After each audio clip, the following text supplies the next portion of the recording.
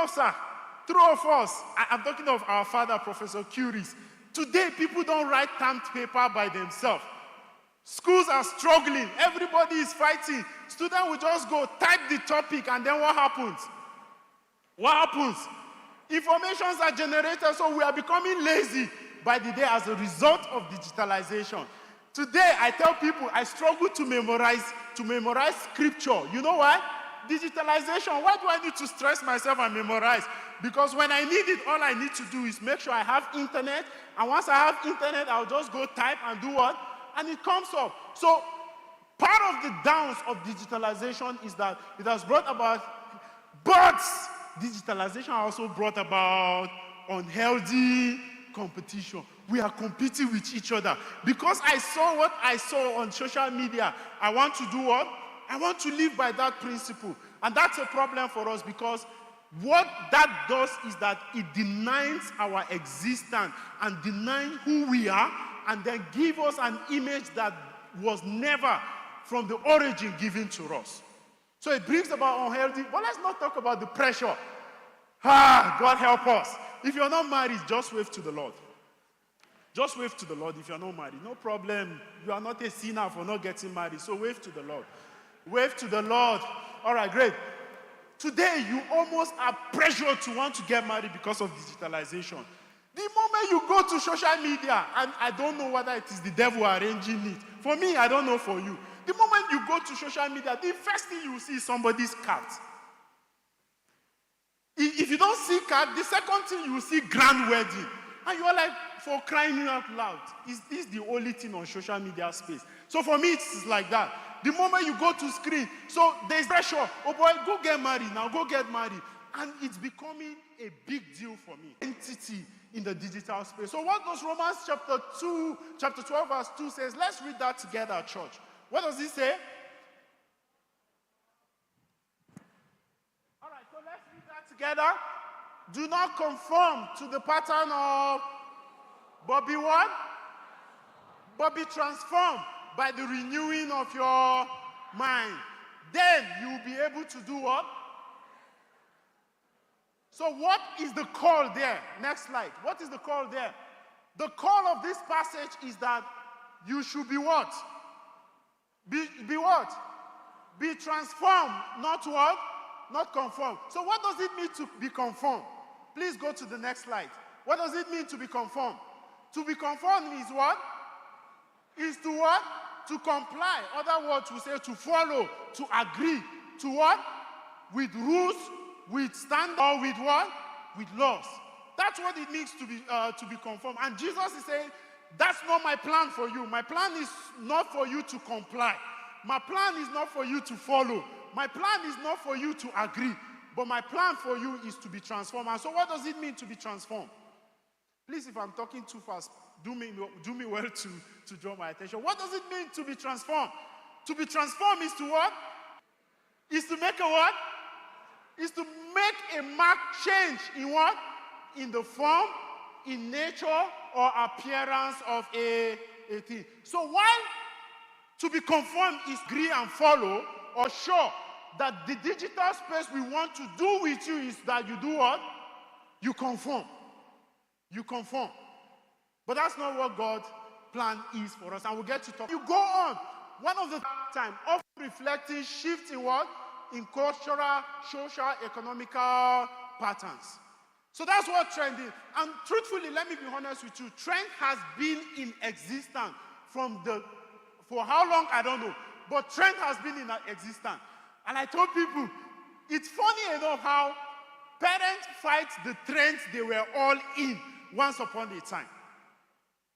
You know, if not for natural barber that barbed the hair of people like Elder Jerry and Reverend Dr. O.J. Dixon, I hope you know you'll be seeing them with afro. I hope you'll be seeing them with afro. That's because once upon a time, the trend, true of us, Daddy, Shane, once upon a time, your trend was afro, right? Abi? And then there was the trend of what? Of baggy, right? Sweep the whole nation. Those were trends. So trend has been in existence. Trend has happened over time. Trend is not something that is new. However, we're going to be looking at trends from the digital perspective. Because the trend that the digital world has to offer is a trend that brings us to a place of conforming other than being what? Other than being transformed. So let's go. Look at what trend has done to the digital world. Trend has influenced what? It has influenced identity. It has influenced self-worth. It has influenced morality. It has influenced purpose. It has influenced relationship as well as what? So what are the impacts? Look at the impact. Shift in values and what? And norms. Cultural trends often reflect changing societal value. Example, increased focus on what? On self-expression. Young people, self what? Self-love, right? Self-love, right? In fact, guess what? Digitalization is bringing it to our door space. I saw the current phone that is being produced. The amount of attention they gave to the selfie is way more than the attention that they gave to the back camera. So life is pointing towards self. So I want to express myself. I want to express myself irrespective of how you think, irrespective of what you think. It's about me. It's about me, myself, and self-trinity. But you know what? It brings about materialism. Everybody is in pursuit of materialism because of trend. I want to drive the latest car, Abi. I want to use the latest phone. I want everybody, they show Mercedes-Benz, right? Whether GLC, whatever brand. I want to drive on. So as a result, I pursue what? I pursue materialism. Sadly, so many old people are guilty of that. They're guilty of it.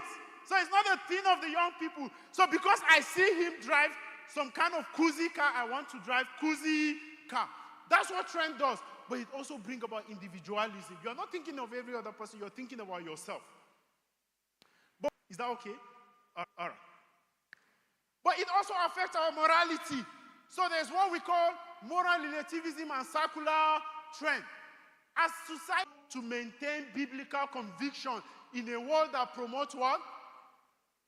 Secular morality. By the way, I'm currently doing a master's in sociology. And one of the things I saw Somerville did about the concept of secularization was just thrilling. And it was almost like these guys were prophets. They saw what was happening. And guess what? All of the things those people argue happened into 20th century. But guess what? We're in the 21st century and we're seeing those things coming to what? Coming to play. So when Duncan argued about functionalism, and then he was trying to say, bring the whole concept of saying, what is the purpose of religion in the society? And then answering those questions. It was almost like saying, guys, it is not about Christian conviction. It is not about what religion thinks. It is about what the society thinks. But there's a problem with that. There's a problem with that. But let's also be honest. Trend has also had a positive impact. True of us. So Muyabeshi. Let's respect it. It creates awareness and advocacy. So right now, the level of advocacy is increasing simply because of trend. Whether you accept it or not. And one of the guys that I've been following lately is called VDM. So how many of you know VDM? The very dark man, Moon Sanshi. All of us, we know him. We know him. Don't be, we know him. Don't be, it's not because we're in church, we're in the society. So we meet with those things. So it brings about, so some trends can inspire what? Christians to take action. I hope you know it was a move that brought about Christians now speaking against the injustice that is happening in our society. True of us. That's what trends do. In fact, guess what? One of the trends that we were faced with recently is the trend of NSAS. That was a trend, right? And as a result of that, it caused what? Even government had to do some certain things. Well, I'm disappointed that they didn't do what they should do. They only changed the name. But at least an action is what? Is taken. So that's what trend does. But the question is, and I'd like to ask you to answer while you are seated, is, do we agree in the existence of trends? Do we agree in the existence of trends? All right, so now this is where Mike should go. This is where, Reverend, please, how many minutes are? 9 minutes more? 9 minutes more? Let's go on. Let's go. But trend exists. Trend exists. And whether we accept it or not, trend is also influencing our young people's behaviors, right? It is affecting their identity. It is affecting their purpose. It is affecting their meaning, the meaning of life, and it is affecting them in so many other ways. That's what a trend does. That's what trend does. So a lot of our young people, they don't know who they are because of trend. A lot of our young people cannot find purpose of life because of trend. So when you ask a young person, what is the meaning of life? He's not able to define effectively what the meaning of life is because of what?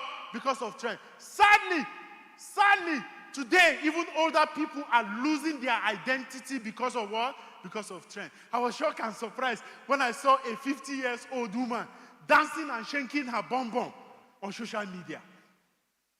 Do you understand? My mom died before she turned 50, but that's not one thing my mom would do for any reason. But because trend, so everybody, and the idea of trend is this, I can do it and get money. What should I do? Let me go and do it.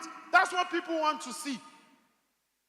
So young people are constantly, young, old, everybody who is in the digital space is losing their sense of identity because of what?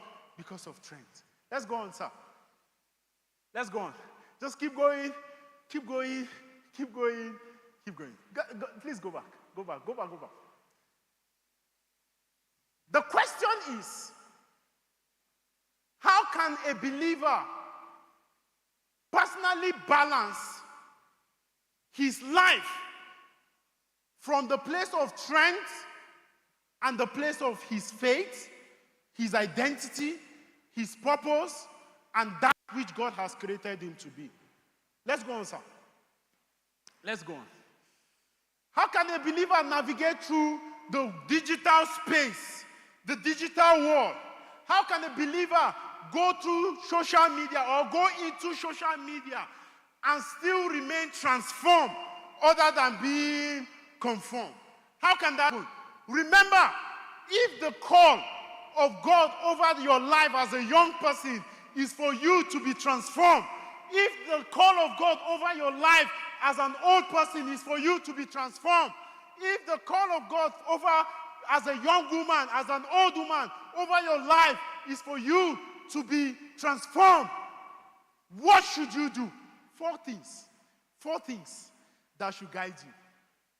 4 things. Number one, the question of what? You must answer the question of origin.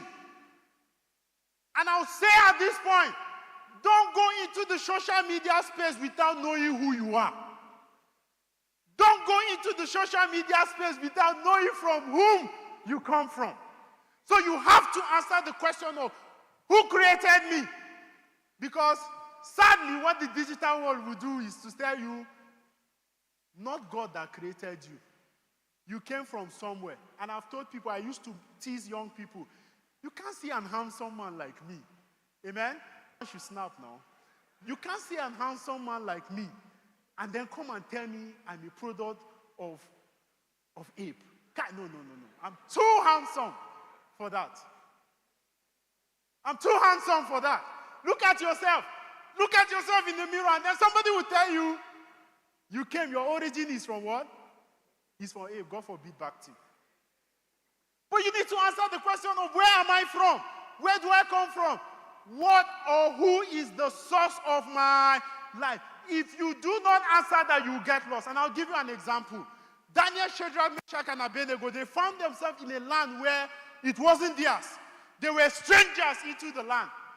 They brought them in, and then the Bible said the king needed their service, and then he employed them. The first thing the king did was to offer them delicious meal, right? Offer them things. You can eat whatever you want, and that's what digitalization do, right? Eat whatever you want. It is the king's meal. Eat it. Nothing wrong. But you know what? Because these 4 guys understood their place of identity, you know what they did?